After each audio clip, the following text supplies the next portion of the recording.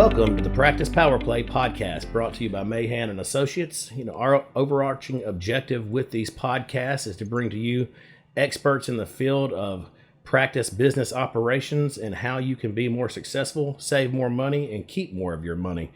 One of the most important aspects to any business are new customers and retaining current customers, right? You want to increase your customer base if you want to typically increase your top of the line revenues and hopefully profitability as well. So today we have a great professional joining us on our podcast that I'm really glad to see again. We got Kristie Boltz with My Dental CMO, and she is specifically in the dental marketing arena, but a lot of her concepts apply to all clinicians or professional service organizations. So just a wealth of knowledge.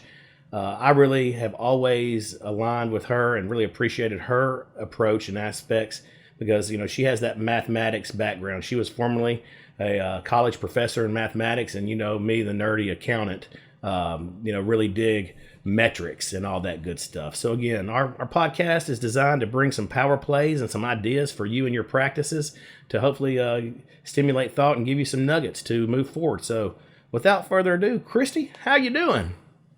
Chris, it is good to see you. I was trying to remember the last time I saw you in person. That's what we're all trying to do right now, right? When did I last see him in person? It's been a while. Yeah, I know you were at our dental summit. You've been at 2 summits, I believe, and done some speaking engagements here in Nashville with us. So, again, good to see you again, and I look forward to the time, hopefully in the near future, that we can all be in the same space again. So. In the same space with something in our hand and something in our mouth and some good conversation and food and drink, and it won't be a bad time. Exactly. Always a good time. Well, hey, thanks again. And, we're coming, hopefully off coming out of the pandemic and the COVID crazy 2020. And, I've seen a lot of different opportunities with practices. And, really the one thing that I think practices and businesses, I think it's evident should never really pull back on is their marketing. But I really like the approaches that you bring to it because, you really focused on return on investment, and I've heard some of your presentations where you're like, those accountants, they'll tell you a percentage of revenues to spend. And I'm like, yeah, I'm that guy, 2 to 4%. Yeah. But you come in and really bring a whole nother level to, return on investment and getting efficiencies and productivity out of your marketing campaigns. So how you been and what have you seen going on in the past year? I think one of the things, Chris, that everybody did when they were forced to look at the business on paper, right? COVID kind of made everybody look at some things on paper, some that they didn't want to, some that maybe they had a little bit more time to look at, like marketing, and sitting there and saying, okay, how much have we been spending is kind of a loaded question, because when we talk about a spend and when we talk about a return on investment, most of the time, and I'm married to an accountant, right? So we love the numbers. We talk about the money, right? How much money did we spend? And one of the things that everybody forgot about is the time that they had invested. Historically, practices have grown leaps and bounds with word of mouth. And word of mouth is not something that we write a $20,000 check to the Word of Mouth Marketing Association. Lo and behold, there's 200 new patients in the book. The investment of time was something that everybody kind of had to stop and go, do we really have time for this now? Are we going to have time for this when we come back with PPE? And do we have the time that we need to do the things we want to do? So I think that's one of the biggest things is people were forced to really reconcile not just their money, but their time. I can make more money, Chris. I cannot get back my time. Yeah, absolutely. And that's one of the things that I've said, multiple times over my career is I've got 2 value propositions that we can typically give you with management and accounting. I can help you make more money or help you capture more time. But sometimes getting both of those is a very hard task, right? So absolutely. Have you seen any new marketing trends specifically, over the past year that, I know that you are a big believer, which I truly appreciate, and it's not a cookie cutter. Marketing is customized to each practice, their demographics, their specialties, so have you seen anything out there in the past year that's changed materially in terms of the kind of a go-to? I think there's three things. Number one, in the past, if you wanted to really rule the roost in display advertising, right? You lived in a small town and you went, listen, I can buy these 4 billboards in this town and I can own the market. Billboards historically were not inexpensive, even in smaller markets. And then when you started to get into larger markets, it was 10,000, 20,000, 30,000. And for most dental practitioners, that's just not something that's available to them. And so we kind of throw that out and say, oh, well, that's not the advertising method of choice. And now with geofencing, in particular, when you look at specialty practices who are geofencing their referring offices. So, when that doctor's handing out one card and the other card and the other card, and then that patient's device is tagged as they leave. And now they're starting to see all of these display ads for practice A, practice A, practice A. It's like, well, wait a second, that's probably the one I want to call. And then that links to my online reputation management, which is the second thing. Mm-hmm. People have been talking about gathering reviews and the tools to do that. Protecting your first page reputation immediately went to the front of the line because people were Googling, what are you doing for COVID? What are you not doing for COVID? Are they open? Are they taking emergencies? And what are people saying about that? Very few practitioners have even taken the time to go 2 or 3 clicks deep on their reviews, where Google starts to consolidate all those words that people mention in the reviews into a word cloud. It's like, go look and see what patients are saying. So I would say the geofencing component, the first page reputation component, right? Say you weren't on the social media train and now you're starting to notice that your Facebook listing is 3rd or 4th on your first page reputation. You get really interested in that because people aren't clicking in and looking at the website. They're not clicking in and looking at the Facebook page. They're taking 40 to 45 seconds to scan that whole first page. And people who ignored that for an extended period of time, and I'm not saying it was wrong. Part of it was we only had so much time to worry about what we can worry about. And those who paid attention to it, and that overused word pivot, right? And pivoted accordingly. And then the third thing is really looking at this concept of a first-class cabin, a practice within a practice. Because in most general offices, the 80-20 rule applies. There's 20% of the patients that are generating 80% of the production. And if your schedule is busy and you're trying to hire a third hygienist and you're not thinking about that. But when COVID hits and you go, well, wait a second, let me think about the type of patient I want. And you comb through your data and you find out, well, wait a second, there's like 30 people here that if I just had 30 more of these guys, I'd be in a much better position. Mm-hmm. And the pandemic gave us the opportunity because people go, oh, we can't do the stuff in the community we're doing. Yeah, but you can get on your computer and send almost anything to anyone's house now, right? As a thank you gift or we appreciate you as a patient. So I would say those digital geofencing that really allows me some billboards across the market space I want, my first page reputation and its paramount importance, and then this idea of a first-class cabin.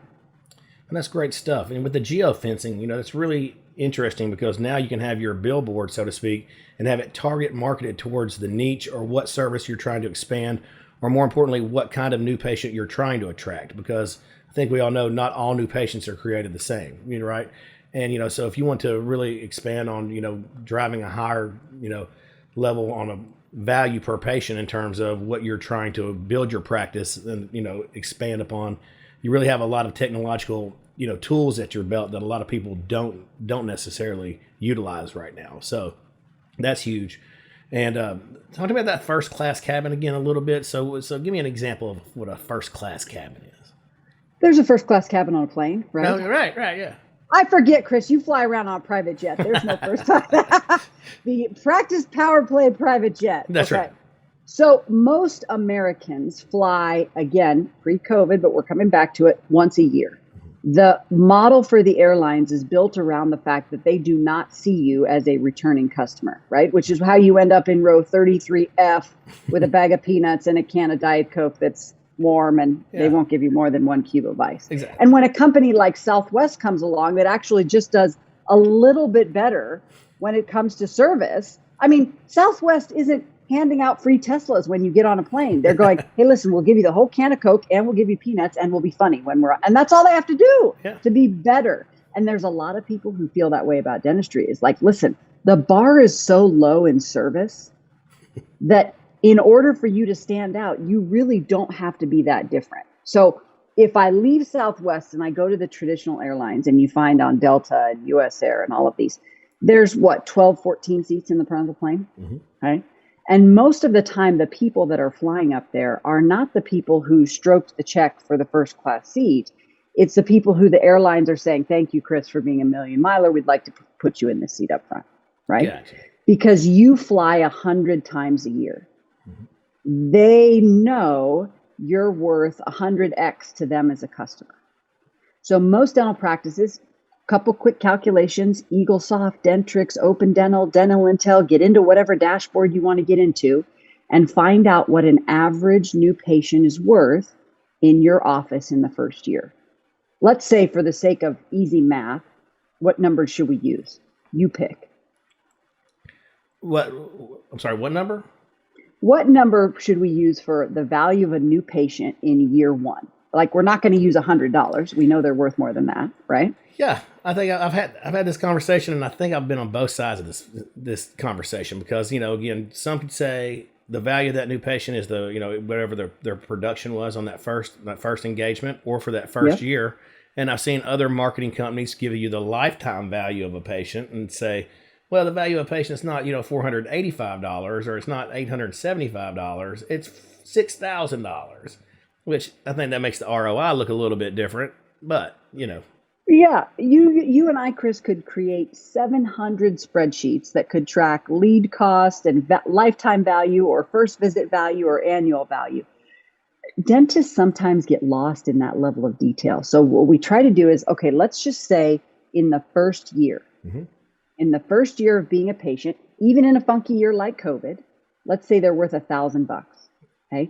Now, if your crown fee is $2,700 and they're only worth $1,000, we know we're not doing a crown on every patient. Right. But if we find out that an average new patient in your practice is worth $1,000 and you start to kind of dig into the details and you find that, well, gosh, there's 25 people who did cases that were $5,000 or more in that first year. That's my first class cabin. Gotcha. And then I go, where'd they all come from? What do they all have in common? How old are they? What's their referral source? Do they have friends, right? Who's their employer? And with a little bit of what old school marketers used to call data mining, okay, that you could do in a 90-minute team meeting, you could easily create a word of mouth plan to grow your first class cabin. But nobody ever looks at it. Yeah. Okay. Well, that's one of the things that I've always, really appreciated, with you, are a lot of things. But the first time I saw you, I was in Puerto Rico. We were at a seminar, with the National Society of Certified Healthcare Business Consultants. I'm sitting there in the conference room with my brother, and you get up and you really laid out the way that you look at it and critique, what a successful marketing plan is and what is not. And I mean, you just really went through the data-driven analytics, which, that's what people pay for. That's why Google has all these algorithms. That's why people pay big money for those data sets. So people and businesses can direct market to that clientele, that niche they're going for. So I really love that about you. And you've always said that the new word of mouth is social media, right? You said, so that's how you get up there, because you're really big, which I truly appreciate is, you can go into a client and you'll look at and assess their ROI per marketing, segment or whether they're doing pay per click or whether they're doing mailers or whatever they're doing. And you'll articulate and sometimes even reduce how much they're spending in marketing cost and increase their new patient counts and the type of patients they want by doing these specific types of things. So I really appreciate the fact that it's just not about just throwing more money on the wall, right? Because that's what historically is, and the accountant says, spend 3 to 5% of your revenues on marketing and, just throw it on the wall and see if it sticks. And I've never said that, Kristie. You know, well, maybe I have, but This conversation is being recorded. oh Chris. man, They're I'm gonna- recording they're it gonna myself, know. right? No, but again, so the word of mouth is really your thing, right? I mean, again, not your thing. I mean, there's a lot of different things, but you really believe that word of mouth is how you can get the same type of patients and attract that type. Is that correct? I think people make the mistake of lying to themselves, right? As a young practitioner, there are probably some young practitioners listening to this right now. They're hungry, right? They're hungry for patients. They're short on cash flow. They're in debt up to their eyeballs, and they're going, listen, Kristie, if you tell me to go out and make a presentation at the local school every week for 52 weeks and dress up as a tooth fairy and hand out toothbrushes, and it's going to put butts in my chair, I'm going to do it. You say that to somebody who's in the what I would call plateau of their career. They've been clinically, chairside for 20 plus years. We're talking about a multi-million-dollar location. They've got 8 employees. They're going, I want to go home after work. I want to go play golf. Like, I don't want to do that. If I want 5 more new patients a month, I'd rather give Google a check. Okay. So at different points in our career, we have, just like we started at the beginning, we have more money than time or more time than money. We need them to kind of coincide through the life of our career. And for many practitioners, not all, but many, word of mouth is an untapped opportunity, and they're too busy throwing money at the wall, right? Throwing spaghetti at the wall to see if it sticks. Because somebody comes along, we call it shiny dime syndrome, right? Oh, you got to try this. Okay, well, my accountant said I need to spend 3%. So I have some money left over. I might as well try this and see if it works. And if it works to a certain extent and you don't kind of dig into those ROI details, you go, the schedule's full and, I'm pretty profitable. I don't need to worry about that.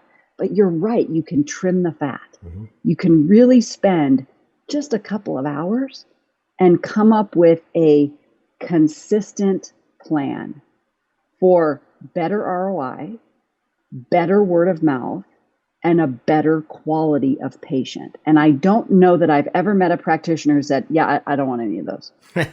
Right. That's the trifecta, right? Better word of mouth, better quality of patient. Yeah, that's the way to go. So let me ask you, you talk about acquisition cost. Do you have like a formula, or do you measure it, and do you say that target acquisition cost is the total production per year? Or how do you measure that? And I'm sure the answer is going to be it depends, right?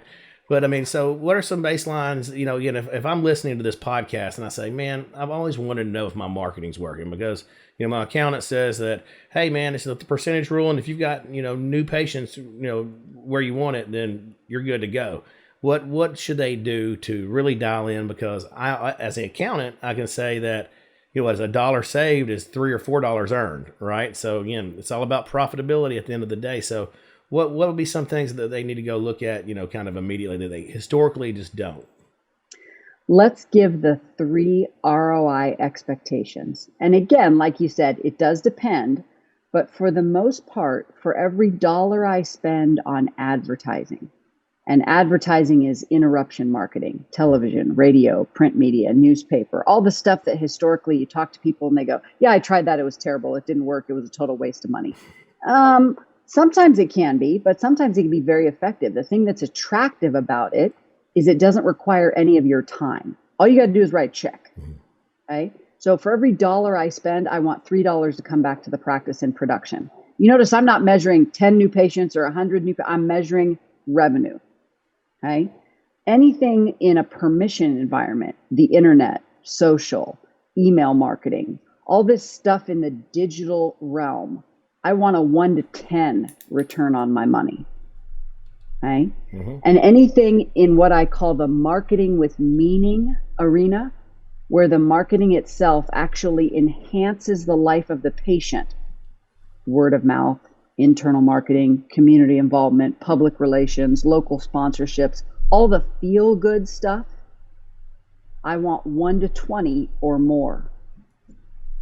Now, let's take the example of the gentleman I was speaking with this afternoon on the West Coast, okay, who spends around $75,000 a year in marketing in a $2.2 million practice. Okay. Along comes Chris and he says, well, you could be spending more, right? Because your percentage is not in line. Yeah. Okay. And lo and behold, when we start to dig into a couple of the details, 65,000 of that is going to SEO, PPC, and Facebook ads. Okay. So 90% of his budget is going to digital. Do you think 90% of his new patient revenue comes from digital? Probably not. Where would you guess it might come from? Well, since I've heard you a lot, I would say word of mouth. Right. Sure enough, we found that almost 75% of the new patient revenue came from existing patients, and they're not really spending much to get those. So if I just look at the bottom line and go, well, he spent 70,000 and he got so many new patients, his cost per new patient is not bad. His return on his money right now is like 1 to 5. Well, the problem is if he trimmed some of that fat, he could probably get it closer to that 1 to 20 word of mouth target we were talking about. Okay. Well, yeah, so that's great stuff. So whenever you're tracking new patients, and, again, a lot of times, we'll have the total marketing spend on the P&L, and we'll say spend $100,000, but they got 300 new patients. So our acquisition cost is X, right? But whenever you're doing that calculation on the new patients, do you back out the word of mouth to see how they're marketed? Do you back that out of the factor, the word of mouth new patients, to see how do you? I mean, I know that we track, did you get us from the billboard? Did you hear the commercial and the jingle? Or were you at the softball game when we were flipping burgers? And sometimes that can be a combination too, right? Yep. So you have to start with the total, right? Mm-hmm. There are some practices who've never even looked at the total, and they can't tell you what their acquisition cost is per patient. And really, in a perfect world, what we would measure that acquisition cost against is their average new patient revenue, right? A practice that pivoted their marketing during COVID to focus on emergency-based advertising, emergency ads on Facebook, like, hey, come and see us for an extraction. Their new patient average revenue may have gone down from 2,000 to say 500. We stopped seeing comp exams and FMXs and couple cleanings and a couple crowns, and we just started seeing limited PA extraction. Mm-hmm. Okay. So if my acquisition cost stayed the same, but the quality of the patient significantly declined, my ROI declined. Likewise, if I can clean up my acquisition cost and get a higher quality of patient. So for most people, they've never even looked at the total. Right. Then when we start to go and, like I say, dig into the details, you have to be honest with what you spend on word of mouth. Because people say, well, we spent $50. No, you didn't. Okay. Right? If you were flipping burgers at the park. Right. And they go, well, the burgers didn't cost me much. What did it cost you? Your time. Mm-hmm. Your team's time, right? So be on it. How much time did we really invest? Okay. Yeah. And if I pull out the time and I just look at, well, we bought the picnic tables and we got the tablecloths and we got the burgers and we went to Costco and we got 3 cases of beer and, that was $250. And the funny thing is sometimes practitioners will go, yeah, I'm not spending that $250, but they'll write the $5,000 check to Google. Yeah. And the reason is because they can't draw a neat and tidy little line from, I know that because I did this barbecue, I got these 5 new patients. Right. Okay. So the trick is you have to do something consistently. You hear practitioners preach to patients about brushing and flossing consistently. Word of mouth's the same way. Mm-hmm. Okay. You can't do it once and then go, oh, yeah, we did our word of mouth activity for the year. That was terrible. Hate it. Never doing that again, right? But yeah, you can back out the cost. Mm-hmm. And what you usually find is it's still a significantly better investment than all the others. Absolutely. Right? Man, that's really good stuff. A couple of different questions I saw an article, I don't know if it was on Dr. Bicuspid or through but it says that there's a new algorithm coming out from Google. That's what we've heard about for the past 20 years. Oh, the new algorithm, Google. It's like if you have a dated or aged website, you're going to go to the bottom. Is there any truth to that? Have you heard anything about that? Or is that the same algorithm they've been coming out with every time? You know what? It's always funny to me because I'll get clients who will email on a regular basis, hey, I got this form from my website. It says there's a new algorithm coming out and this agency has the solution. So beware of the agency that's cautioning. If you're interested in the Google algorithm update history, okay, with all your spare time, Moz.com, Moz.com, Okay. has a great novel on the internet. You can search by every year since 2000, a history of all the major updates. Okay, they've got a great summary. All right, now the one most everybody's talking about recently is if your site is not mobile friendly, you're going to be punished.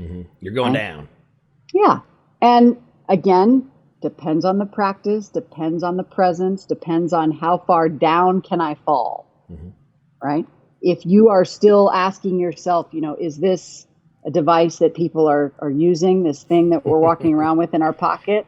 I did see something on Twitter today. Somebody posted an article from the New York Times 20 years ago. I'm not sure if the internet is a fad. It's not going away, guys. Yeah, man, I tell you, I don't know who decided to give us the weekly screen time notifications, and it's like, your screen time last week was down by 6 hours. I'm like, down by 6 hours? I was on it for 6 hours, right? Because I was on my other device for 8 hours more, right? Oh, man, it's craziness. Well, so, the one, again, so many things I respect and appreciate about you, Kristie, and again, thanks so much for coming on the show, is the fact that, you historically don't sell a service or product or a company. You sell return on investment and success from their comprehensive marketing strategy to drive the patients that they're wanting to their practice and ultimately drive the return on investment, and have accountability factors built in for all of their different marketing ventures that they may or may not be doing. So I think that's really cool. And I think that, that's something that I've really respected on your approach. So, somebody's listening to this, what is the next step they take in terms of their marketing assessment? And then how do they get in touch with Kristie Boltz, the Dental Chief Marketing Officer? Before I answer that, Chris, will you tell me the most popular question you're hearing from clients right now? Here we sit, it's April 19th. Tax season is over, but not over, right? Because the tax deadline. So nobody's thinking about marketing. As soon as the tax deadline passes, then we'll be talking about it. But in your meetings with clients and partners, and tell me what people are asking more than anything else when it comes to marketing.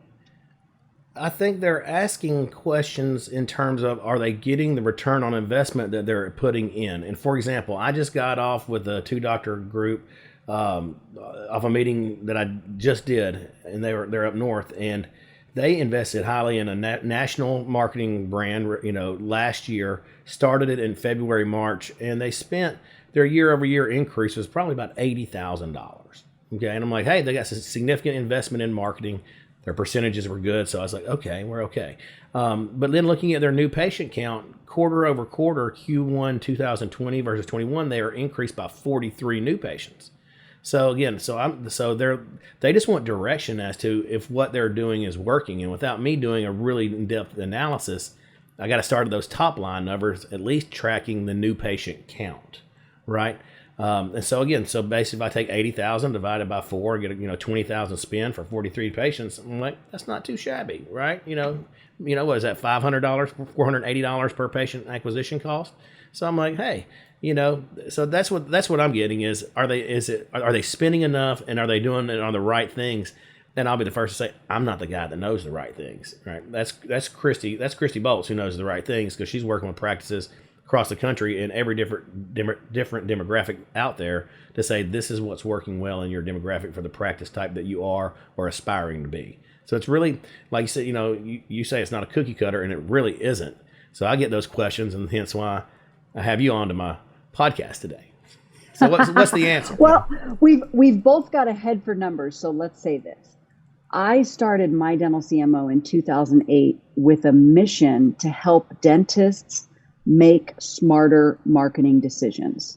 I wanted to help them do that and train their team how to execute on those decisions. Because once the owner makes that decision, now it's, okay, we need to go do this. I got to go back and see the patient. Right?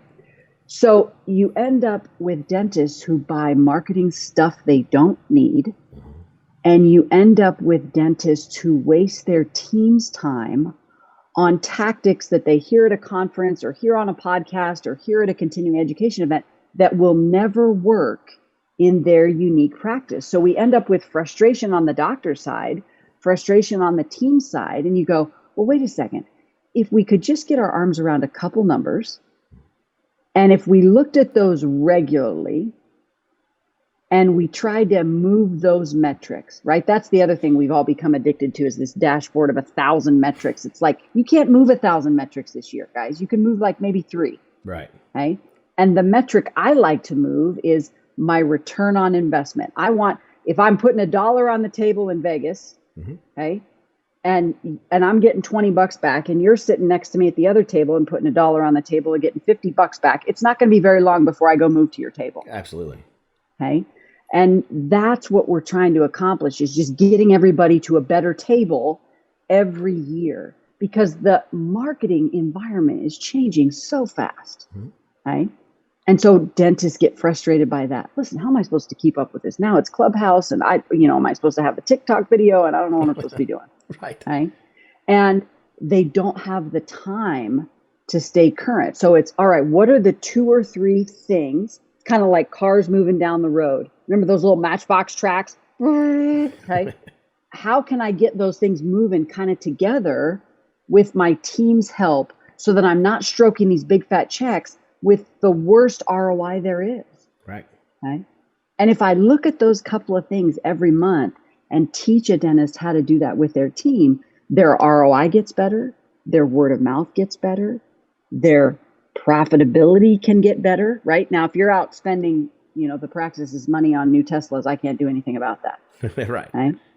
But that's the goal, is to, stop buying stuff you don't need, and stop wasting your team's time. Get strategic with a plan that you can execute consistently.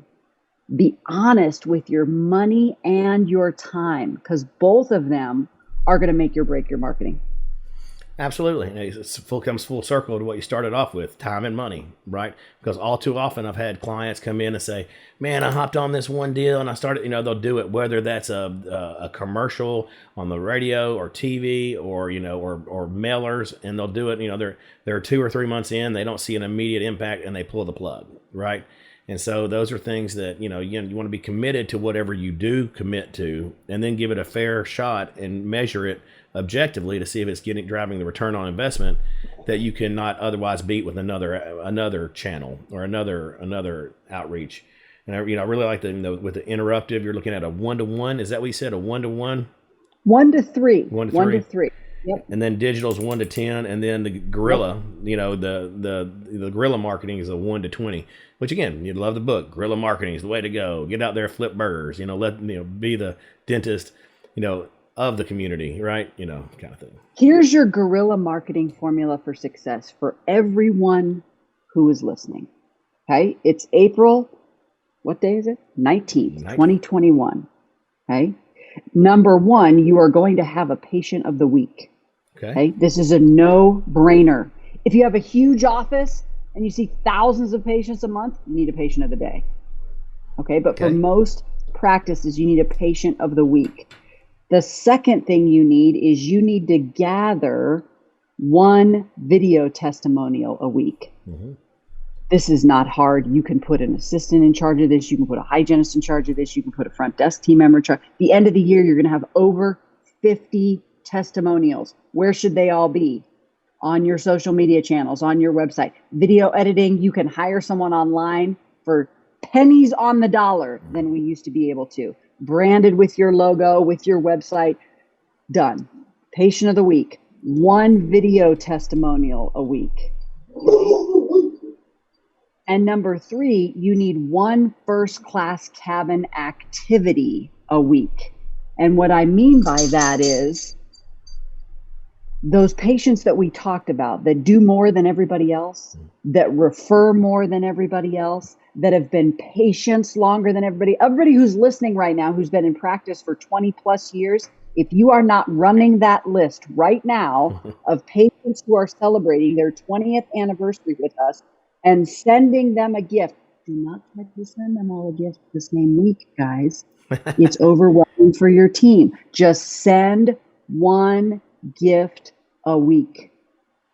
Go grab some wine at Costco, get some stickers with your logo, get some glasses, those cool Yeti wine glasses that you can sit out in that hot Nashville sun and drink your Pinot Grigio, okay? Or your Heineken or your IPA, I don't care. And send that to your patients. One patient of the week, one video testimonial a week, one first class cabin activity a week.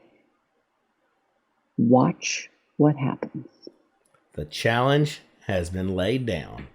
I can't wait to hear of the success. I tell you what. So anybody listening, I look forward to getting any information or testimonials you have, because I guarantee you do those three things. The one thing about Kristie is she is highly intelligent, highly fun, to the point, and she knows what she's talking about. I mean, so there's the challenge. Anybody listening to this, those three things, right? So that's fantastic. So again, patient of the week, a video testimonial, first class cabin. What kind of bougie-ness are you going to add to, or appreciation are you going to give to those patients that make your practice what they are? The top 20% of your patients in terms of, longevity, referrals, or production. Do you want to give something to them so they say, wow, that was awesome, right? That is perfect, Chris. You hit the nail on the head. It is not just about the patients who did the big cases. It can also be about the people who are the advocates, the raving fans, the people who've been patients of yours forever, the people who fly Southwest regularly. Do so because they believe Southwest has better service than anyone else. Absolute transparency. They also don't feel like they're getting nickeled and dimed for everything. Right. When you add them up side by side, that additional bag Delta may have been a cheaper ticket, but you never know it. At least you know exactly what you're getting for what you're paying for. So there's a lot of good brand recognition and development that Southwest has done over the years. So the challenge is for every practice out there to make your own Southwest. I love it. I love it. Oh, so many good books to read about that. So many concepts we could talk about, Chris. But if I could just plead with everyone, make 2021 the year where you choose no more than 3 metrics to move. And if you're interested in improving your marketing return on investment, let that ROI calculator be one of them. Perfect. Well, I know you have a lot of tools and access points on your website, which is the mydentalcmo.com. Is that correct? So mydentalcmo.com, you'll find all the ways to connect and reach out to Kristie, and she's always been just a pleasure to work with, and she has all kinds of calculators and advice, and just brilliant. And Kristie, thanks so much. You have any last words before we end on our podcast today? I can't wait to hear of all your success. Sounds great. Right back at you. Well, thanks so much for coming on, and we'll do this again real soon. Okay, Kristie? Thanks, Chris. Thanks, everybody. Thanks so much.